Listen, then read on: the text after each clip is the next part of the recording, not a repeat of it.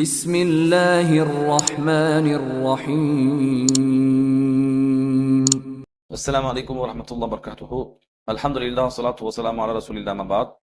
அன்பிற்குரிய இஸ்லாமிய உறவுகளே, ஈதுல் அல்ஹா என்று சொல்லக்கூடிய இந்த பெருநாள் வந்தாலே குர்பானியுடைய அமல் பரவலாக நடைபெறக்கூடிய காட்சியை பார்க்கலாம்.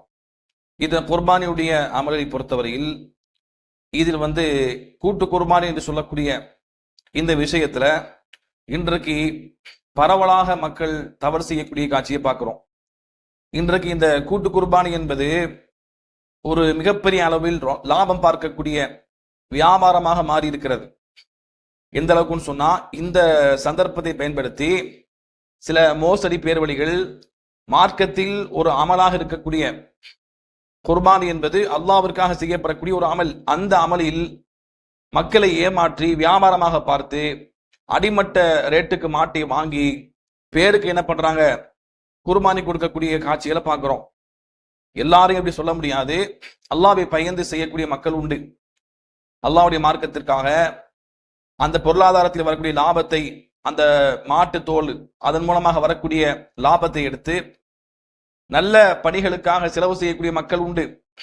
ஆனால் இதுல சில பேர் என்ன பண்றாங்கன்னு சொன்னா, தனிநபர்கள் இவர்கள் இதை வியாபாரமாக எடுத்துக்கொண்டு இன்றைக்கு பரவலாக லாபம் சம்பாதிக்கக்கூடிய ஒரு தொழிலாக பார்க்கிறாங்க. பரவலாக கூட்டு குர்பானி எல்லா இடத்துலையும் கொடுக்குறாங்க, எல்லா ஜமாத்திலையும் கொடுக்குறாங்க, நமக்கு லேசா போயிடுச்சு என்று சொல்லி என்ன செய்யறாங்க, ஆடு வாங்கி கொடுக்க முடியுமானவர்கள் தனியாக ஆடை வாங்கி கொடுத்தா அதை வீட்டுல கட்டி பராமரிக்கணும், அங்க சில முயற்சிகள் செய்யணும் என்று சொல்லி என்ன பண்றாங்க, பொடுபோக்காக சோம்பேறியாக இந்த கூட்டு குர்பானி என்ற இந்த விஷயத்தை பயன்படுத்தி கொண்டு அவர்களும் கூட்டு குர்பானில சேர்றாங்க.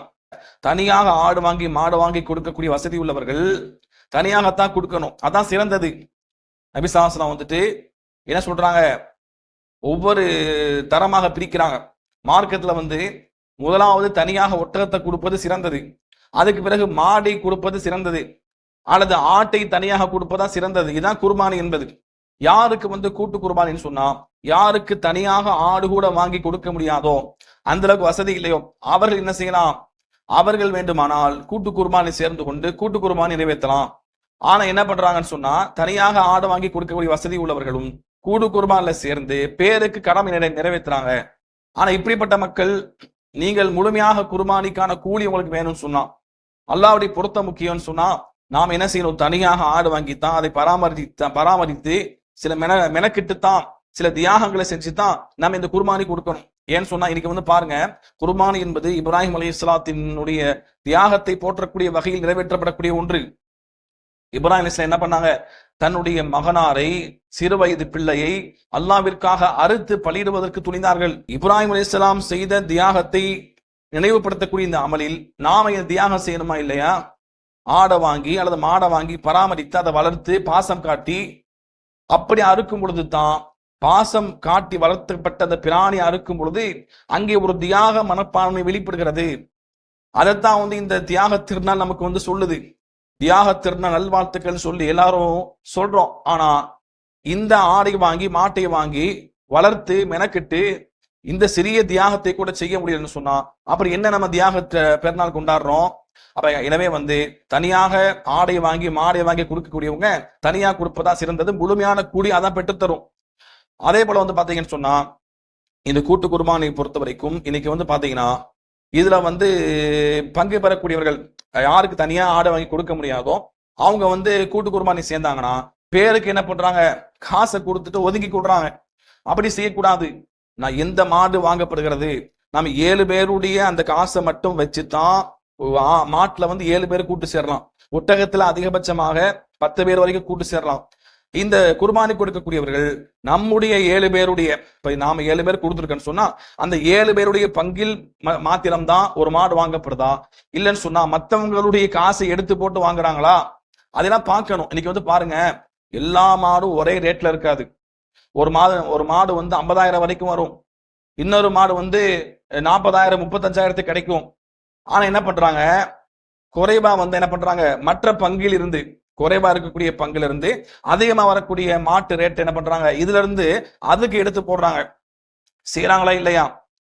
யாராவது ஒரு நபர் இந்த பாருங்க, உங்களுடைய பங்குல வந்து இந்த மாடு தான் கிடைச்சிச்சு, இது 50,000 மதிப்புள்ள மாடு, இன்னும் காசு தேவைப்படுது, இன்னொரு 10,000 தேவைப்படுது, 5,000 தேவைப்படுது, இப்ப நீங்க 7 பேர் என்ன செய்யுங்க, இன்னும் சேர்த்து போட்டு கொடுங்க அப்படின்னு கேட்கிறாங்களா? இல்ல நீங்க கொடுக்குற காசுக்கு தான் எல்லா மாடையும் வாங்கி கொடுக்குறாங்களா? அப்ப யாரு திரும்பி வந்து என்ன செய்யறது இல்ல, காசு பத்தாட்டி காசை கேட்கறது இல்ல. அப்ப என்ன பண்றாங்க, அடுத்த மாட்டுடைய பங்களை எடுத்து தான் இதை போடுறாங்க, நம்ம புரிந்து கொள்ளணும். அப்ப இப்படி செய்வது எப்படி முறையான வந்து குர்பானி ஆகும்? எல்லாத்தையும் சொல்ல முடியாது. ஆனா இப்படி செய்யறாங்க, அறியாமல் செய்யறாங்களா? இல்லைன்னு சொன்னா அதிகமா காசு கேட்டா கூட்டுக்கு வரமாட்டாங்கன்னு சொல்லிட்டு இவங்க என்ன பண்றாங்க, லாபம் பார்ப்பதற்காக செய்யறாங்களான்னு தெரியல. அல்லாஹ் உள்ள அறிந்தவன். ஆனா 7 பேர்னா அந்த 7 பேருடைய பங்கை வச்சுதான் ஒரு மாடு முழுசா வாங்கணும். அடுத்தவங்க பங்களை என்ன செய்யக்கூடாது, எடுத்து நம்ம வந்து இதுல போட்டோன்னு சொன்னா அது முழுமையான கூட்டு குர்பானி ஆகாது. 7 பேருக்கு மேல தாண்டி 8வது நம்மளுடைய பங்கு எடுத்து போட்டோம்னா அப்ப 8 பேர் சேர்ந்த மாதிரி கணக்குல வந்துரும். அந்த குர்பானி என்பது கூடாது. இதை பயந்து அல்லாஹ் பயந்து செயல்படுங்க. 7 பேர் எந்த நிபந்தனை உட்பட்டு குர்பானி கூட்டு குர்பானி கூடுமோ அந்த 7 பேருக்கு மட்டும் உடைய பங்கை வைத்து ஒரு முழுமையான மாடை வாங்கி கொடுத்தா தான் அந்த குர்பானி வந்து கூடும். 8வது நபருடைய பங்குல இருந்து காசு எடுத்து போட்டோம்னா அந்த கூட்டு குர்பானி கூடாது. எனவே வந்து அல்லாஹ்வை பயந்து செயல்படுங்க. வியாபாரம் பார்க்கக்கூடிய நோக்கத்துல செயல்படாதீங்க. இன்னும் சில பேர் என்ன பண்றாங்கன்னு சொன்னா அடிமட்ட ரேட்டுக்கு மாட்ட வாங்குறது. 40,000க்கு வந்து பங்கு 7 பேருடைய பங்கு இருக்குன்னா 30,000க்கு குறைவா மாட வாங்குறது, 25,000க்கு வாங்குறது, இன்னும் குறைவெல்லாம் வாங்குறாங்க. அதாவது மெலிஞ்ச மாடை வாங்குறாங்க. நல்ல கொளுத்த மாடை தான் வாங்கி கொடுக்கணும், சிறந்த மாடை தான் கொடுக்கணும். என்ன பண்றாங்க, இவங்க லாபம் பார்ப்பதற்காக அடிமட்ட ரேட்டுக்கு வாங்கி ஒவ்வொரு மாட்டிலையும் குறைஞ்சது 10,000 வரைக்கும் லாபம் சம்பாதிக்கிறாங்க. இது வந்து கொள்ளையடிக்கக்கூடிய ஒரு விஷயம், மோசடி. அப்ப மக்கள் என்ன செய்யறாங்க, நம்பிதான் கொடுக்குறாங்க. நம்பி கொடுக்கக்கூடிய மக்களை ஏமாத்துறாங்க. அல்லாஹ்வுடைய மார்க்கத்தில் சொல்லப்பட்ட ஒரு அமலில் இப்படியான ஒரு வேலையை செய்வது மிகப்பெரிய ஒரு மோசடித்தனம். அல்லாஹ் வந்து பயந்து கொள்ளுங்க. நாளை அல்லாஹ் ரசூலா சொன்னாங்க, அதுல்மு துல்மாத் யௌமல் கியாமா, உங்களுடைய அநியாயம் பல அநியாயங்களாக மாறி வந்து உங்களுக்கு எதிராக மறுமையில் நிற்கும். இதை பயந்து செயல்படுங்க. அதே போல வந்து பாத்தீங்கன்னு சொன்னா இந்த கூட்டு குர்பானி கொடுக்கக்கூடிய மக்கள் அவர்கள் என்ன பண்றாங்க, இப்படிப்பட்ட மக்கள் வியாபாரம் பார்க்கக்கூடிய நோக்கத்துல இப்படி மோசடி செய்வதற்கு காரணம் என்ன, இது கூட்டு குர்பானி சேரக்கூடிய மக்கள் பொடுபோக்கா இருக்கிறாங்க. காசை கொடுத்துட்டு ஒதுக்கி கொடுறாங்க. கறி நீங்களே பங்கு வச்சிருக்கேன்னு சொல்றாங்க. எந்த வேலையும் செய்யறது இல்ல. அதாவது மாடு வாங்க கூட போறது இல்ல, மாடை பராமரிப்பது கிடையாது, எந்த மாடு எனக்கு வாங்கினாங்கன்னு தெரியாது. அதாவது எங்க 7 பேருடைய காசை மட்டும்தான் போட்டு வாங்கினாங்களா இல்ல அடுத்தவங்க காசு எடுத்து போட்டுக்கிட்டாங்களா எதுவுமே தெரியாது. அப்ப அடுத்தவங்க காசு எடுத்து போட்டா கூட்டு குர்பானி செல்லாது. இவங்க என்ன பண்றாங்க, காசை கொடுத்துட்டு வீட்டுல உட்கார்ந்து கொடுறாங்க, எந்த முயற்சி எடுப்பது கிடையாது. அப்ப இப்படிப்பட்ட கூட்டு குர்பானி என்பது மார்க்கத்தில் பிழையானது. கூட்டு குர்பானி கூடாது, முறையா நிறைவேற்றப்படணும். எனவே வந்து இப்படிப்பட்ட மோசடி பேர்வழிகள் உருவாக்க காரணம் என்னன்னா, இந்த பணத்தை கொடுத்துட்டு பேருக்கு வந்து வீட்டுல உட்காந்துக்கிறாங்களா இல்லையா, இது மாதிரி மக்கள் தான் இது மாதிரியான குர்பானி வியாபாரிகளை உருவாக்குறாங்க. யாரெல்லாம் வந்து பங்கு சேர்ந்தீங்களோ அது 7 பேர்த்துல ஒரு நபரால கூட மாடு வாங்கும் பொழுது போய் நிக்க முடியாதா? நீங்க நின்று பார்க்கணும், 7 பேருடைய பங்கை வச்சுதான் வாங்குறீங்களா? குறைவா வந்துச்சுன்னா எல்லாரும் போங்க. யாரெல்லாம் கூட்டு குர்பானி சேர்ந்தீங்களோ அதுல 7 பேர்ல உள்ள ஒவ்வொரு நபரும் போகணும். ஒவ்வொரு மாடை வாங்கும் பொழுதும் அந்த 7 பேருக்குரிய பங்கை மட்டும் வச்சுதான் வாங்குறாங்களா, இல்லைன்னா இங்கிட்டு குறைவா வாங்கிட்டு குறைவா உள்ள பணத்தை எடுத்து அங்க போடுறாங்களா, இதெல்லாம் நீங்க பாருங்க. இல்லைன்னு சொன்னா கூட்டு குர்பானி கூடாது. அதே போல வந்து இந்த மாடை வந்து வாங்கிட்டு வந்து கட்டும் பொழுது என்னுடைய மாடு எது, எங்க 7 பேருக்குரிய மாடு எது என்று கேட்டு அறிந்து அந்த மாட்டை கொஞ்ச நாள் காலமாவது அதற்கு தீனி போட்டு அதை பராமரிங்க. நீங்க வந்து அதன் மீது அன்பு செலுத்துங்க. கொஞ்சம் தியாக மனப்பான்மையோட அதை வந்து கொடுப்பதற்கு முயற்சி செய்யுங்க. அதே போல பங்கு வைக்கும் பொழுது நீங்க கலந்து கொண்டு உங்க மாடுக்குரிய பங்கை வாங்கி 7 பேர் பிரித்து கொண்டு நீங்க போய் மக்களுக்கு கொடுங்க. அல்லாஹ் என்ன சொல்றான், குலு மின்ஹா துய்முல் பாயிஸல் ஃபகீர், நீங்களும் உண்ணுங்க, ஏழை எளிய மக்களுக்கு கொடுங்க நான் சொல்றான். ஆனா இந்த மக்கள் என்ன பண்றாங்க, யாரு வாங்கினா, எந்த மாடு வாங்கினாங்க, எத்தனை கிலோ வந்தது, அதுக்கு அடி முறையா பங்கு வைக்கப்பட்டதா இல்லையா எதுவுமே தெரியாது. அப்ப எனவே வந்து பாத்தீங்கன்னு சொன்னா முறையாக இதை செய்யுங்கள். அதே போல வந்து குர்பானி கூட்டு குர்பானி நடத்தக்கூடிய மக்கள் உங்களுக்கு வந்து நீங்க அலைஞ்சு திரிஞ்சு மாடை வாங்குறீங்களா, ஒவ்வொரு மாட்டுக்கும் இவ்வளவு ரேட்டு வாங்கிக்கோங்க, நியாயமான கூலியை வாங்கி கொள்ளுங்க. அடிமட்ட ரேட்டுக்கு மாட்டை வாங்கி மோசமான மாடை வாங்கி லாபம் பார்ப்பதற்காக ஒவ்வொரு மாட்டிலையும் பெரிய லாபம் பார்த்து பணம் சம்பாதிப்பதற்காக அல்லாஹ்வுடைய மார்க்கத்தில் சொல்லப்பட்ட ஒரு அமலில் நீங்கள் மோசடி செய்யாதீர்கள். அது மிகப்பெரிய குற்றம். எனவே வந்து இதை கருத்துல கொண்டு செயல்பட வேண்டும். அதே போல வந்து பாத்தீங்கன்னு சொன்னா அடுத்ததாக இந்த ஆடு குடிக்கக்கூடிய மக்கள் என்ன பண்றாங்கன்னு சொன்னா இவங்களும் என்ன பண்றாங்க, சோம்பேறி ஆயிட்டாங்க. முந்தைய காலத்துல பாத்தீங்கன்னு சொன்னா 4-5 ஆடை கூட பண்ணுவாங்க, வீட்டுல வாங்கி அதை போட்டு தான் பராமரிப்பாங்க. அது வந்து சாணங்கள் போடும், அது வந்து அசுத்தப்படுத்தும். அப்படியெல்லாம் இருந்தாலும் கூட அல்லாஹ்வுக்காக கொடுக்குறோம், ஒரு மாசமாச்சு என்ன செய்யணும், இந்த ஆடை வாங்கி வளர்க்கணும்னு சொல்லி குட்டியில இருந்தே வாங்கி வளர்ப்பாங்க, அதை பராமரிப்பாங்க, அன்பு செலுத்துவாங்க. அதை அறுக்கும் பொழுது பக்கத்துல இருந்து பெண்கள்லாம் கண்ணீர் வடிப்பார்கள், அதை பாசமாக துள்ளி குடித்து ஓடி இருக்கும்.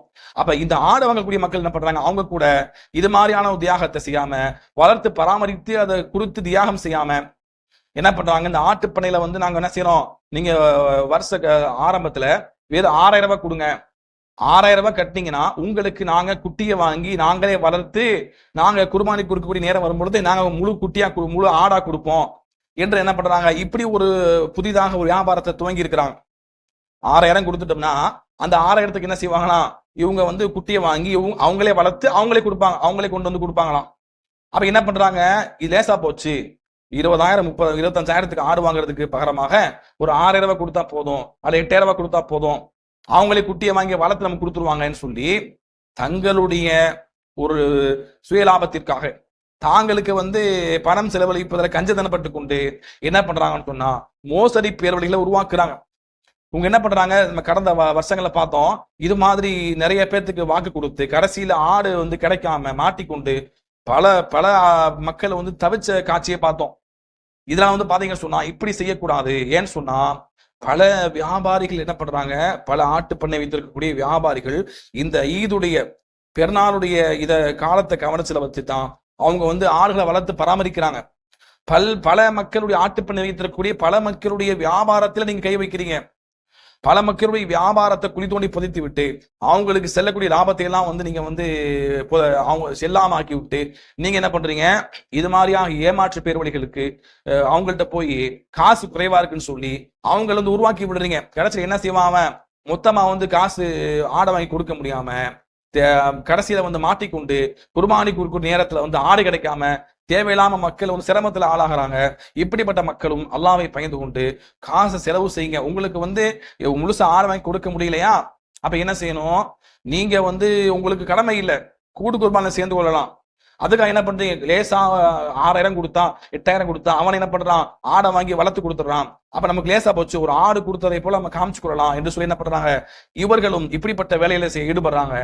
அடுத்த மக்களுடைய வியாபாரத்தை கெடுத்து என்ன பண்றாங்க, அவங்க வயிற்றுல அடிச்சு இது மாதிரி பக்ரீத்துடைய நாட்கள்ல இவன் ஆடை வந்து வளர்த்து வித்தவனா பல லாபம் சம்பாதிக்கலாம் என்று அந்த வியாபாரம் பார்க்கக்கூடிய மக்களுடைய வியாபாரத்தில் அவங்க வயிற்றுல அடித்து என்ன பண்றாங்க, இது மாதிரி மக்கள்கிட்ட போய் காசு கம்மியா இருக்குன்னு சொல்லி இதை வந்து என்ன பண்றாங்க, இது மாதிரியான மக்களை உருவாக்குறாங்க. அப்ப நாம முழுமையாக குர்பானிக்குரிய அந்த நன்மையை பெற முடியாது.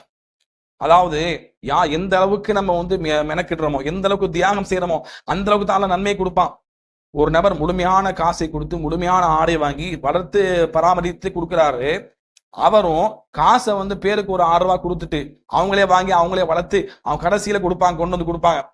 இதுவும் முன்னா, அப்ப 2 பேருடைய கூலியும் முன்னா இல்லை, யார் முழுமையாக அந்த ஆட்டுக்குரிய பங்கை கொடுத்து முழுமையாக பங்குக்குரிய காசை கொடுத்து ஆட்டை வாங்கி பராமரித்து கொடுக்குறாங்களோ அவர்கள் வந்து அவர்களுக்குரிய அந்த கூலி என்பது நிறைய கிடைக்கும். யாரெல்லாம் இப்படியெல்லாம் பேருக்கு குர்பானி கொடுக்குறாங்களோ அவங்களுக்கு முழுமையான கூலி கிடைக்காது. எனவே வந்து அல்லாஹ்வை பயந்து இந்த அல்லாஹ்வுடைய மார்க்கத்தில் சொல்லப்பட்ட இந்த குர்பானி இப்ராஹிம் அலைஹிஸ்ஸலாத்தினுடைய தியாகத்தை போற்றக்கூடிய நினைவுபடுத்தக்கூடிய இந்த குர்பானியில் நாம் முறையாக ஆடுகளை மாடுகளை வாங்கி முறையாக கூட்டு குர்பானை நிறைவேற்றி முழுமையான நன்மை பெறக்கூடிய மக்களாக நாம் ஆக முயற்சி செய்ய வேண்டும். அல்லாஹ் ரப்பல் ஆலமீன் அத்தகைய முயற்சி செய்யக்கூடிய நல்ல விஷயத்தில் ஒருவருக்கு ஒரு உதவி செய்யக்கூடிய நல்ல மக்களாக ஆகுவதற்கு அருள் செய்வானாக. அஸ்ஸலாமு அலைக்கும் வரஹ்மத்துல்லாஹி வபரகாத்துஹு.